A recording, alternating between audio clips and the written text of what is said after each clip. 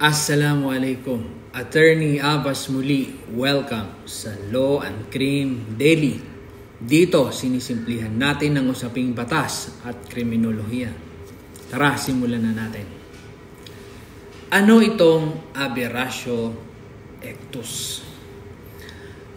Ang aberratio ictus o mistake in the law ay isang sitwasyon kung saan ang taong gumagawa ng krimen ay may intensyon na saktan o patayin ang isang partikular na biktima. Ngunit, ibang tao ang natamaan dahil sa pagkakamali, sa pag-atake o sa pag-asinta. Halimbawa, gusto ni Pedro na saksakin si Juan.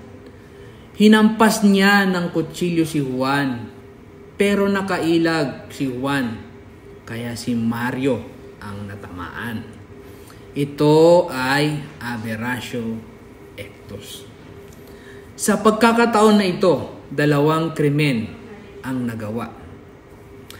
Attempted o prostrated laban sa tunay na target, si Juan, depende sa tamo na sugat. Consummated naman laban sa aktual na natamaan na si Mario. May natutunan ka na naman ba ngayong araw? I-like, i-follow at i-comment ang susunod mong